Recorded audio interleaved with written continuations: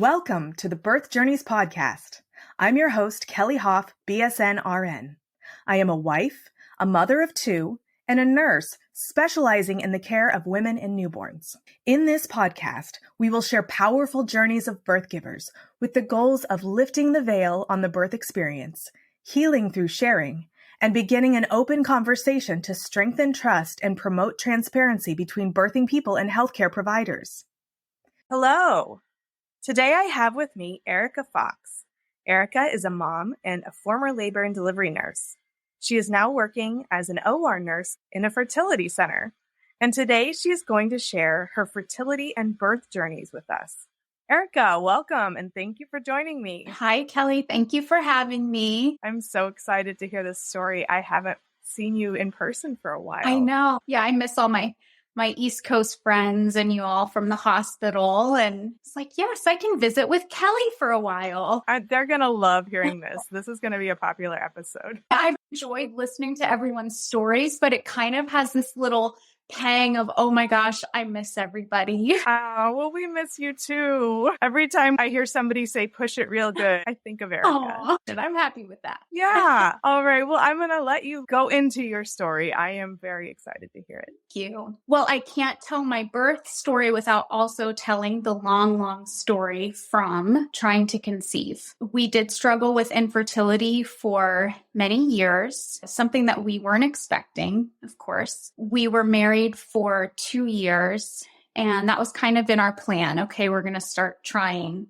after 2 years. And I was 30 at the time. No one in our family experienced infertility, so there wasn't a huge reason for us to worry. We thought it was a pretty straightforward path. So this went on for like 6 months, and you're wondering and you think it's going to happen right away, and it wasn't. And I was dealing with the disappointment every month of getting that period. So it was like 6 months in, and I did talk to my gynecologist about it, and she looked into it just like with an ultrasound. And she said, well, I don't visually see anything that's going on that's wrong. We moved from Massachusetts to Virginia in 2017. And when we were living in Massachusetts, I was working night shift. Everything just felt off. And I was like, well, maybe if I get off of night shift, I'll really focus on working a day shift job. So at least my circadian rhythm is normal, because maybe that's a factor. We didn't have any answers at that point. So I waited a while in Virginia for a day shift job to come about. You know how that can be. So let's see. In late 2017, we kind of got on board with some more testing, and it seems like with infertility, it's often focused on the woman partner. There's a heavy focus there on what's going on. So I had a test called a HSG where they look at your fallopian tubes to make sure they're both open. And they found that one side was blocked. So then if you ovulate on one side 1 month and the other side 1 month, you're going to maybe have to wait every other month to try to get pregnant, right? Better chance, because that's the side the egg's going to be on. So we had this information, didn't quite know what to do with it, just kept moving forward. Nothing's happening. And then in 2018, they started looking into my husband's medical background and reproductive stuff. So I won't talk about his piece as much because I don't want to talk about his medical history and all that, and I don't think that's fair to him. But, in infertility, you have two pieces to a puzzle that have to come together, and we both just had a little something where we could not get those pieces together and conceive. So the next step in that process was doing IUIs, which is intrauterine insemination. It's not super invasive. I mean, it's more invasive than conceiving in a traditional way, but so you take some medication and they insert a catheter with the partner's sperm through your cervix, and then you hope to get pregnant. We did 3 rounds of those. They were not consecutive months, but we didn't have a pregnancy from that. And then in 2019, my husband had a surgery. We thought that would help, so we continued trying. And obviously nothing was happening. And then in late 2019, I had a procedure to look inside my uterus and check for polyps so that if we move forward with IVF, would we have a nice clear uterine lining? and they did find polyps. And that was at the end of 2019. So I had a surgery scheduled to remove them in early 2020. And that was in February. So it's such a roller coaster. It's like you're constantly finding out a new thing that you have to overcome and deal with. And, where's the light at the end of the tunnel? So had the surgery and was really excited about that because, once that pathway was cleared, we could start IVF. They told me I would just have to wait a month or so after surgery to be able to start. And IVF is, if you don't know, it involves a lot of stimulation for a lot of injection medications and taking medications by mouth and monitoring your cycle and hyper-stimulating your ovaries so that instead of ovulating one egg like you would every month, they try to get as many as they can. So then they combine your partner's sperm and the egg in a culture in the lab. So did the IVF work? So COVID. Yay. So I had the surgery February 2020. In March 2020, called the clinic and said, hey, am I still on the books here? And they're like, no, we're shutting everything down. No surprise there. We don't know when we're opening back up. So I kind of just had to call back all summer, and they got us in August. And the first round of IVF, this whole process takes about 6 weeks because you have to go by your menstrual cycle and you may be on birth control to suppress your cycle and have a more controlled start to everything for when they need you to ovulate. And then you start taking the injection medications and you stimulate your ovaries for 10 to 12 days.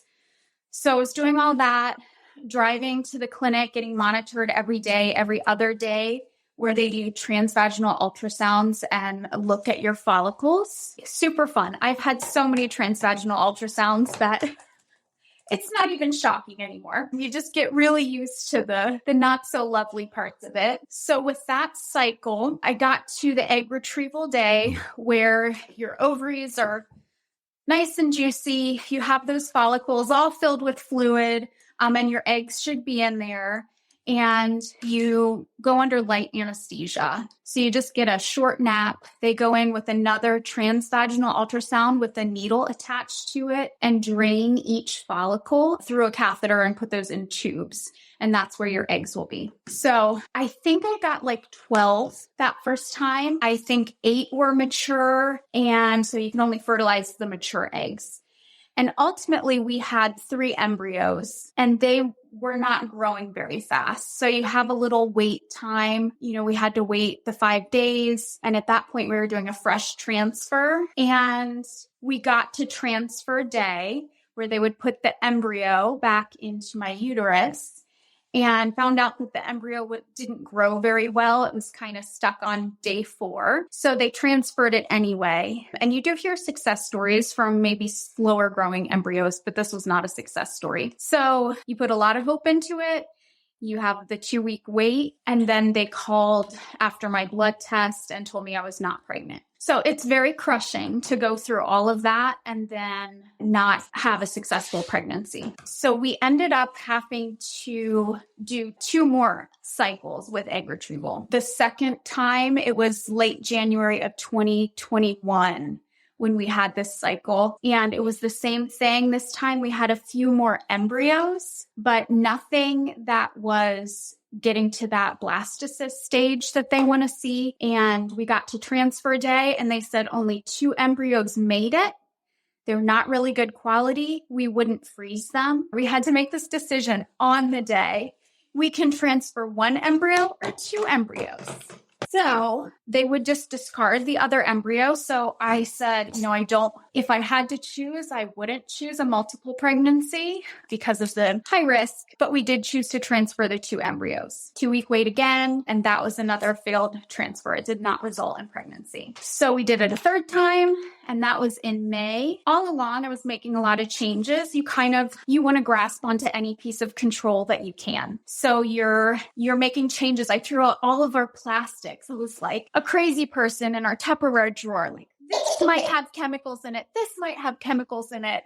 anything I put in my hair, dry shampoo, throw that out. I threw out so many products, everything unscented. I wasn't wearing perfume.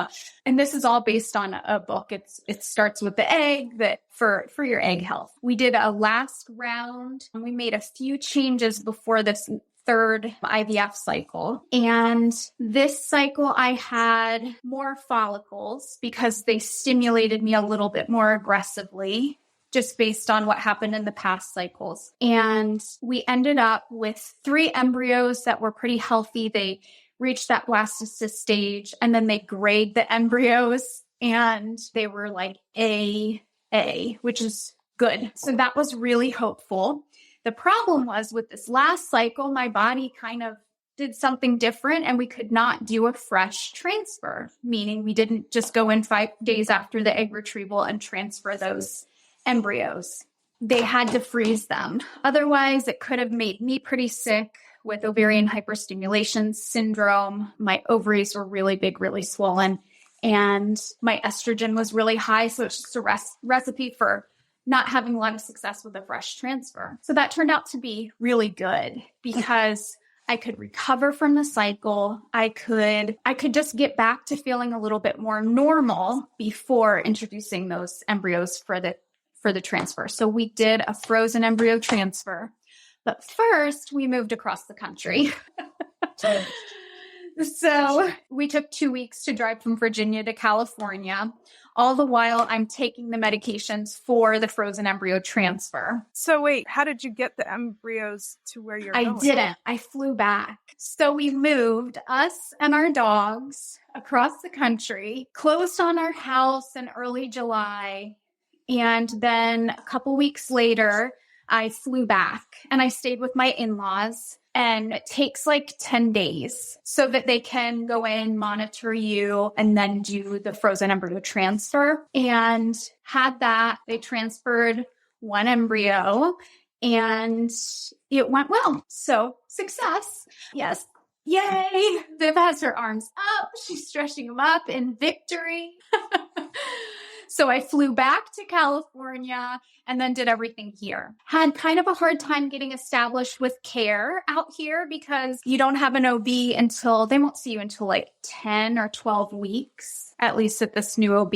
So I had to find someone that would do an ultrasound to get that first 6-week ultrasound and confirm everything, which was super exciting. So my pregnancy, first trimester, it was good, but I had a lot of nausea and food aversions really bad. I'm such an avid coffee drinker. I like just a black cup of coffee in the mornings. The smell of it just sent me to the green zone. There would be like one piece of paper in the trash can, and I would be like, David, do you smell that? That smells awful. We need to take the trash out. And he's like, there's nothing in the trash can. So just everything. I smelled everything. But otherwise, it was really good. That first trimester, I did have to go to the ER at 18 weeks, which was really not fun. At one of my appointments, I had a lot of like clear fluid come out. And I told my nurse practitioner that. And she said, oh my goodness, the next time that happens, you need to call us. So sure enough, it was like a week later and I was sitting on a chair at work starting an IV. And I felt fluid go all the way through my scrub pants. And so I, went to the bathroom, saw it was like clear fluid, no blood. And I called my OB and they said, you need to go to the emergency room to make sure your water didn't break. And I'm like, yeah, I'm pretty sure I just maybe peed myself a little. So I was worried, but my coworkers kindly put me on the OR table and brought out the ultrasound. And they said, well, before you get shipped off to the ER, let's just make you feel a little bit better. And so sure enough, she was in there doing gymnastics. You could see fluid pockets around her. And so that was reassuring. So I did go home and take a shower and then went to the ER and my water had not broken. So I went to the ER because I maybe peed myself. That's a fun story to tell. And you're not alone in that. Yeah. Many people go to the ER for peeing themselves. Yep.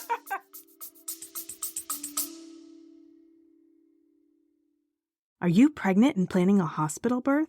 You don't need a birth plan. You need a birth vision. In my opinion, birth plans set you up for failure. Yep, I said it. Hear me out before you turn off this podcast. You may think that by downloading a generic birth plan, it means you're in control. The truth is, it's not that simple. No one can control exactly how their birth will go. There are way too many variables. What every pregnant person wants is to walk into the hospital pregnant and to walk out with a healthy newborn in their arms. The journey in between is the murky part. It's hard to know what issues might come up that need to be addressed. If you focus your energy on a birth vision rather than giving your power to a birth plan, you can empower yourself to make the best choices for you and your baby. That's why you need to get into my Empowered Hospital Birth program. As a labor nurse and mindset coach, I can help guide you through the process of maintaining the calm autonomy that will help you achieve the birth vision you desire. In my Empowered Hospital Birth program, I will help you identify the source of anxiety you have surrounding hospital birth, fill in knowledge gaps to make sure that you are fully informed and confident, learn key phrases so you can better communicate with your medical team, emotionally process your fears so that they don't hold power over you. Go to kellyhoff.com/empowered to book a free 30-minute private birth vision call, where we will identify your top fears and must-haves and gain clarity on exactly how you want to feel in the birth space. That's kellyhoff.com/empowered. I'm honored to be a part of your birth journey. And one of my best friends, she was like, I had a lot of discharge too. So it's just a thing that happens. That's probably it. I feel like though, so with the girl pregnancy, I feel like that's more of the case. I always thought my water broke when I was pregnant with my daughter. So maybe it's estrogen. Yeah, that's a good point. I don't know. All right. So then 20 weeks, we have the anatomy scan, and that's where things got a little bit interesting. I'm feeling better at that point. Everything was looking good with Viv. They diagnosed a velamentous cord insertion. You know that everyone in the hospital, if you see a velamentous cord insertion, you gather around and you look at the velamentous cord insertion, where that cord is supposed to be attached nice and securely from the fetus to the placenta, right in the center and in a nice, juicy, protected site. The velamentous cord insertion is a little bit more precariously placed, and it's like the vessels attach inside of the membranes. So they don't seem as well protected. It can cause baby not to grow as well. And you worry about those vessels possibly breaking. It was a lot to digest. So at the anatomy scan, they also found that I had a short cervix. There was no funneling, but the cervical length was just short. So they brought me in for, I think, 4 consecutive weeks to monitor my cervical length, make sure it wasn't getting shorter. And ultimately, my cervical length didn't change too much. But it was just kind of a thing that was in the back of my mind. I did get carpal tunnel. Kelly, I remember you having carpal tunnel bad with Owen. Oh, yeah. I couldn't, well, with both, but I couldn't start IVs for like 6 months. And even it was after I came back, I still had numbness in my fingers. It was awful. Yeah. I remember deferring a lot of IVs. My hands just aren't working. I feel like you're just going in blind. Yeah. But, I work with pregnant women. I knew pregnant women. I knew how uncomfortable they were, but you don't know how uncomfortable it is until you're there. And you're just so uncomfortable. Yeah, especially, I mean, neither one of us are huge people with huge pelvises. Right. So like, where does that baby fit? Exactly. And I think just walking up the hill or getting out of bed, my husband would say, "Are you okay?" "I'm just breathing heavy. I'm okay. No distress. Just breathing real heavy right now." And then let's see, around 37 weeks, I got itchy palms at night. There were a couple nights in a row where I was just up scratching my palms. And I knew I had to call my OB and let them know that this might be cholestasis. So they brought me in for labs. They checked liver function and bile acids.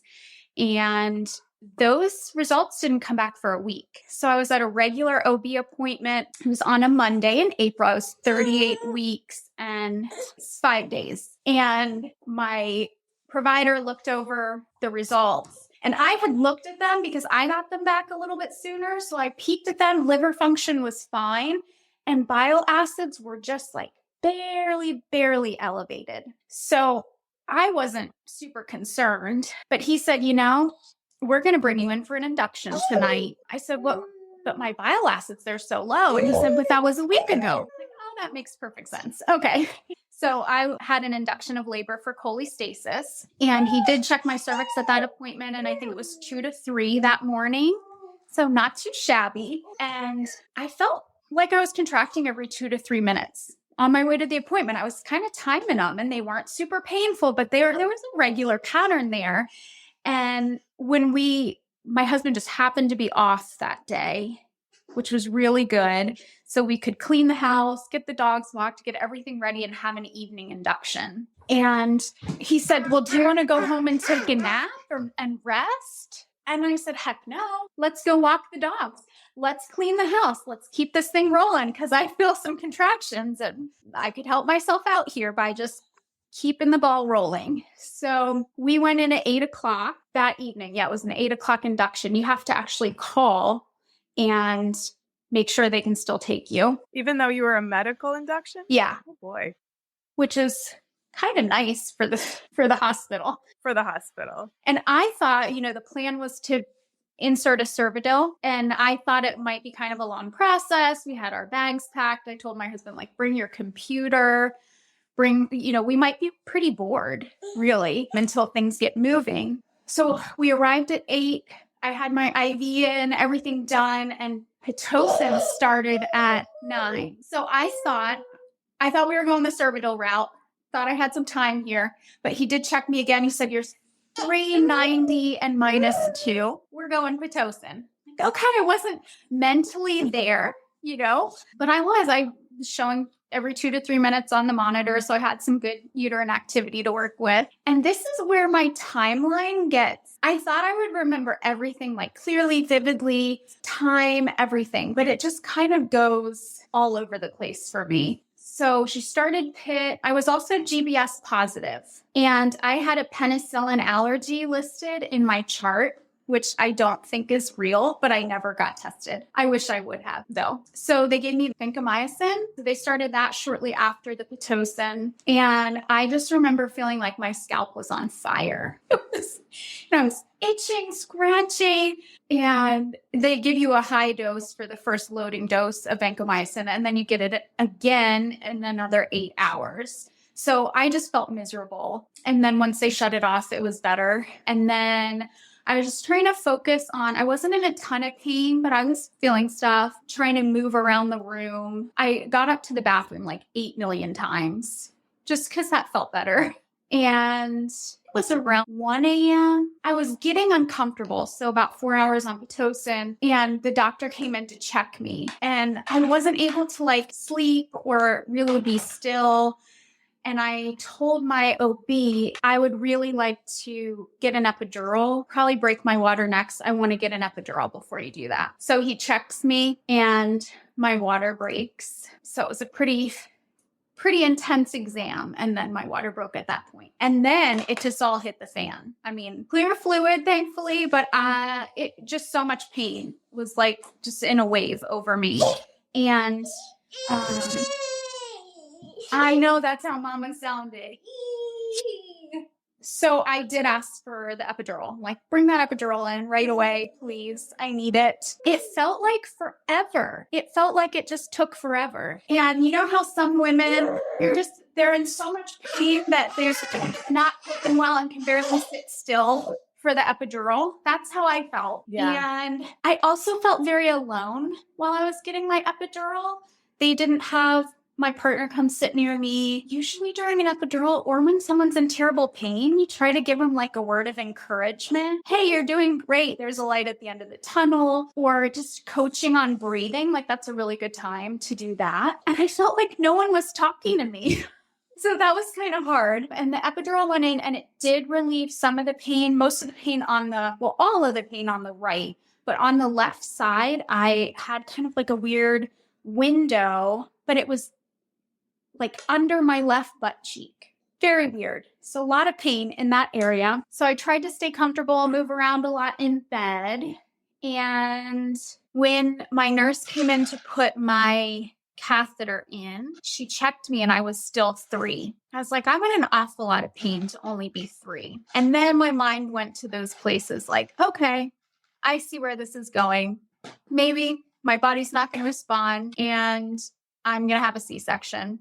Okay, that's fine. Because I didn't know, I don't really know this OB very well. Is he going to tolerate many, many hours on PIT without cervical change? So I texted my mom. It's like, hey, Mom, I'm still 3. I have my epidural. Probably going to be a C-section. And so then my mom's in Florida. She's all worried about me. And that's what's in her head, right? So we just like keep moving along. Had the peanut ball, was going side to side with that. At some point, I had my second dose of vancomycin, and it was a smaller dose, so it wasn't as severe with the hair on fire kind of feeling. And that pain in the left side was creeping up on me really badly at like 4 or 5 in the morning. And so I called my nurse and I said, I think I'm going to need an epidural redose because like this left side is just feeling bad. And she said, okay, well, let me check you first. She checked me and I was complete. So 10 centimeters, rock and roll. She's like, okay, well, you can start pushing, but your provider is back in a C-section.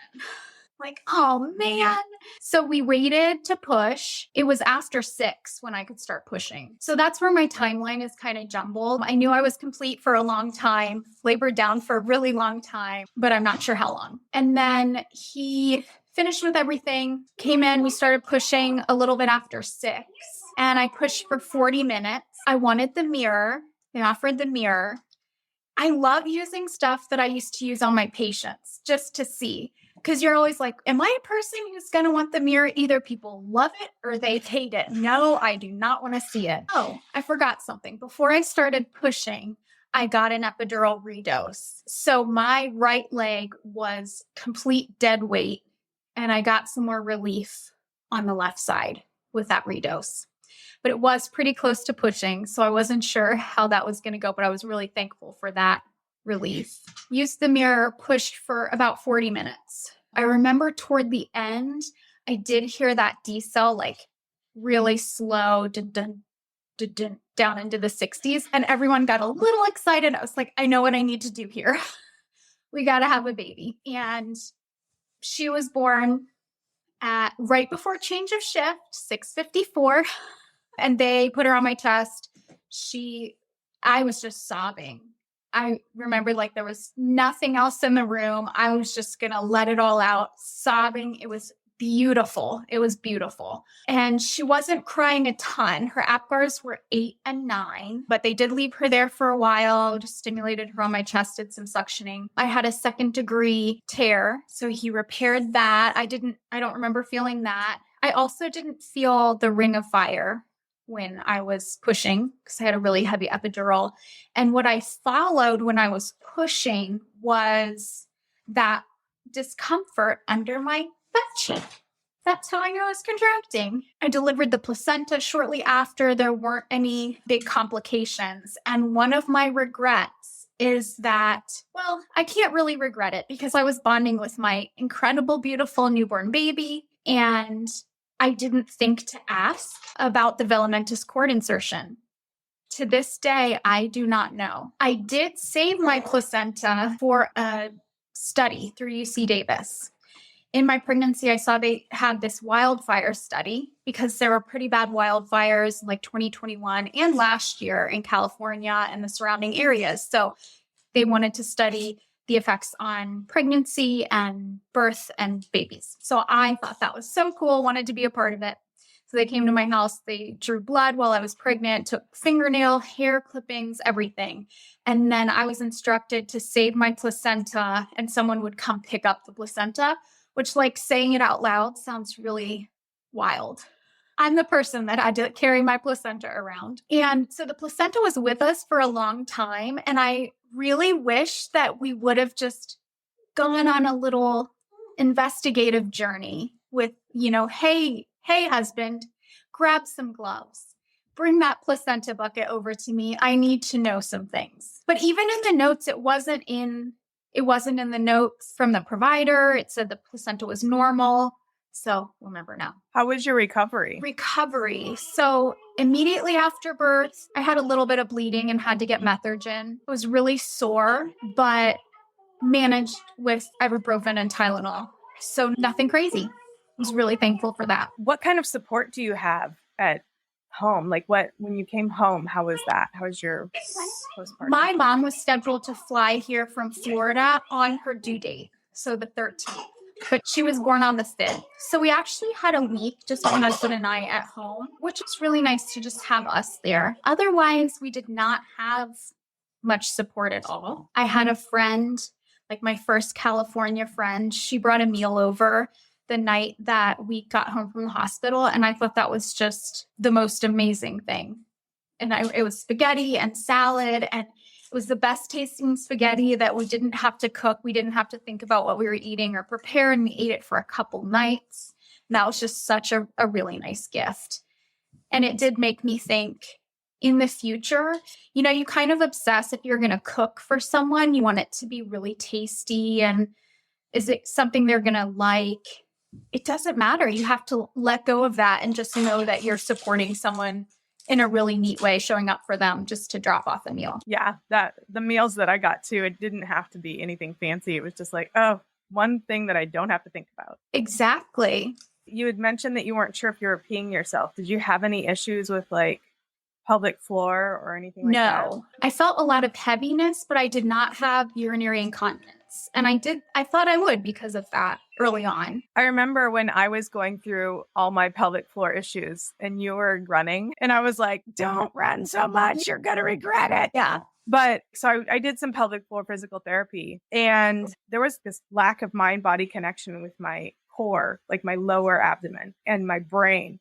And from the therapy, I think at some point I managed to like reconnect that. And now when I run, I feel like I'm really engaging my core and it's actually helping my pelvic floor. So I think it's one of those things where they say that that's an issue, but maybe it's not as much of an issue as we make it. I definitely wish that they would just send you to a pelvic floor physical therapist like in your pregnancy, and so you can prevent some of those issues. Yeah. It's kind of hard to get to that point after you deliver, and you have to find all these people and make appointments, and you have a newborn. And so I did ask about pelvic floor physical therapy, but I never went.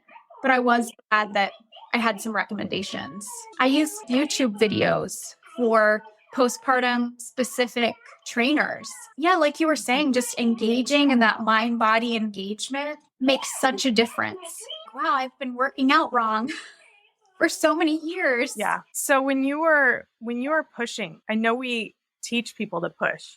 What was it that like kind of clicked for you? What worked for you other than like feeling the contractions? But was there a time when you're like, oh, this is right. This is how I'm doing it right. Or these are the muscles that I need to think about.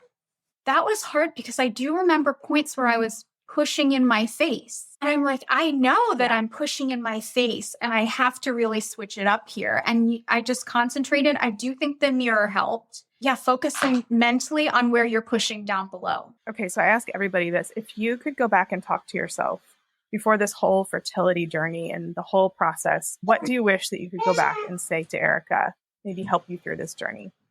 I would tell myself, you want to be a mom. You've always wanted to be a mom. You will be a mom. It's going to be a long road. And I mean, I would do it all again, but it's going to be okay. You're going to be okay. Your baby's going to be okay. And there's just so much anxiety, so much worry that you can focus on, and so many dark places you can go in your mind throughout all of it. So just being able to lighten the load again, like enjoy your pregnancy. Make sure you celebrate all these little milestones and celebrate openly, because I was kind of just celebrating to myself because it was too vulnerable. I had too many disappointments going through infertility that I probably didn't fully enjoy my pregnancy, and just knowing that it's going to be okay. And then I think that it's hard for people to know what they're saying to people that are going through this journey. I've had to like really be conscious of how things are said, because we kind of are culturized, if that's a word, to say, do you have any kids, or those questions that can be kind of triggering. And I've kind of changed it to tell me about your family instead of things that might be triggering. But what are some things that you might tell people just to kind of, if someone is going through that journey when they're talking? I love that you're asking, tell me about your family, because like you said, it can be really triggering. And we worked in labor and delivery, the fertility capital of the hospital. So every day on the unit, you get asked by your patients, by coworkers, do you have kids? Oh no, do you want kids? And then, you start making jokes. Well, I'm just going to adopt a bunch of dogs and things like that. But you don't know what someone's going through. You don't know if somebody wants to have children. You don't know if somebody can have children. Maybe they had a diagnosis early on in their life that they haven't had to cope with yet, but they will, that they might not be able to have children. So maybe waiting until that's offered, but also trying to understand, because you don't really know when to talk about it when you're going through infertility. You don't know who to talk about it with, who you're safe to talk about it with all your feelings surrounding it. But you have to have someone who understands. Did I answer your question? Yeah, I think it's good to know what things to say to not make things harder for people. And then you moved someplace when you had your first and didn't know anybody. If you could do anything to kind of help moms recreate the village, what are some things that you would recommend to help new moms during that stage? If you do know of someone, and just asking what preferences you have, I'm going to make you a meal or bring you groceries. What would you like? Because I'm the person that's going to say, no, don't do that. We can order out. So yeah, just saying you're going to show up for them somehow. The other thing is, I wish people knew, like when they're in a new situation, how to find other moms, how to find support. That was really hard for me. I felt isolated and lonely for a while. You have this whole other human being that's attached to you all the time, but you still have that longing to be surrounded by supportive people who are maybe going through what you're going through, because maybe your partner doesn't understand, even if they're trying to. So I found a group through my local rec center, and it's a play group for the kids. It's like art and music, not really art because they're too little, but such a difference to go and sit in a circle with other moms. So if you look for those things early and know where to find them, I think that's really helpful. So I think I'll tell all the new moms about that kind of resource, or your local library where you can go and your baby can be around other babies and you can be around other moms. And I found a little fitness group called Fit for Mom, and they have a class called Stroller Strides. And you can bring your baby in the stroller and you work out. And that's something I wish I would have found sooner. Yeah, I had no idea that any of those things existed either. I mean, I knew they existed, but finding them in the new city was hard because I had a friend that was hooking me up in New York and then we moved. So. And then not really, you have family nearby either, right? Were they able to fly out after she was born? They did for a bit off and on, but it was the move was so overwhelming. I would imagine that you are going through the same thing. Just feeling like your whole life is just in chaos is rough. Yeah. And wishing you had a relative down the road to Right. Oh, did you have any, you said that you felt lonely. Did you have any issues with postpartum depression or anxiety that you saw someone for? Or I didn't. And I've had anxiety kind of a basic level for years. And I know that it was much worse during COVID. I should have had medicine for it, or at least have been in therapy, and I wasn't. And looking back now, I can see so clearly I wasn't healthy then.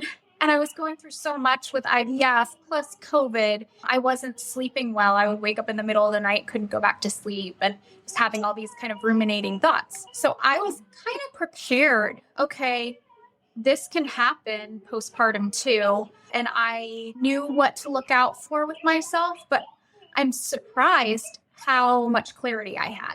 That's not to say I didn't have anxiety. I remember dropping my in-laws off at the airport with Viv in the back, and she was really crying upset. So we stopped at Starbucks, and I remember that when I drove away from Starbucks, I just kept looking in the rearview mirror. I didn't leave her. Because you have this like terrible fear. So I just kept double checking. Is she there? Is she there? Reach back, touch her. Is she there? Things like that that kind of border on normal, but could lead to anxiety if you're not functioning well. Did that resolve at a certain point? I think I still have moments like that. You just picture these worst case scenarios and you're like, where did that come from? And a couple months ago, I was having sleep disturbances again and just feeling that anxiety creeping in. So I reached out to my nurse practitioner at the OB's office and I said, this is what's happening. I need a plan in place just in case. So she gave me therapist numbers and she said, we can manage your medications if you end up needing them. And I felt like that mellowed out. So yeah, I felt the same way kind of with my first, but then with my second started kind of ramping up. Yeah. Well, I'm glad that you have a plan in place. I think that everybody needs to just kind of constantly look out for it. I don't think I noticed it as quickly as I should have, but when if you're staying up at night thinking about things, maybe it's time to right. And you just see it maybe, something. Okay, I just didn't sleep that well last night, but there's something deeper going on. And the other, I know you didn't ask this, but I do want to include that something that happened for us was that my husband did not bond with Viv right away. And you see a picture in everyone else's new families of this couple, these partners leaning over the baby and just in this collective awe and minds blown, our baby's here. And that didn't happen for us. And so I think it's so important to normalize that might not be happening to you based on you have two people, if you're raising babies with two people in a partnership, and one is like just going through it. He was going through it. And so it took him months and months. And I asked him for permission to even say this because I don't want to throw him under the bus. But I think it's really important for people to hear that might be your situation too, where you're not equally just bonding with the baby. It's really different for the non-birthing parent, and it takes some time to build that attachment and really be fully reaching for your baby. And yeah, I mean, they kind of come out like little bitty aliens. They don't seem human at first, and I think that's shocking to everyone. I feel like my husband had a little bit of an issue with it too, and also not really understanding what needs to be done.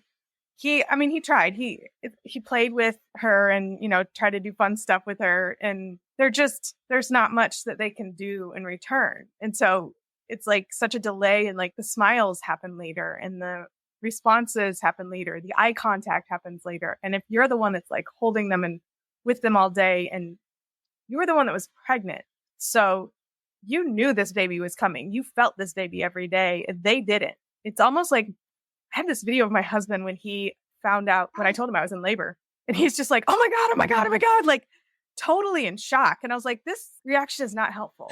I'm going to need your support now. It's not time for you to melt down. It's almost like, he didn't realize it was actually going to happen. Yeah. So I think they need that time to really, I don't know, it's almost like they're in shock for the first 3 months. Yeah, they could probably just compartmentalize. Right. Happens. And then they're like, now I need to prepare.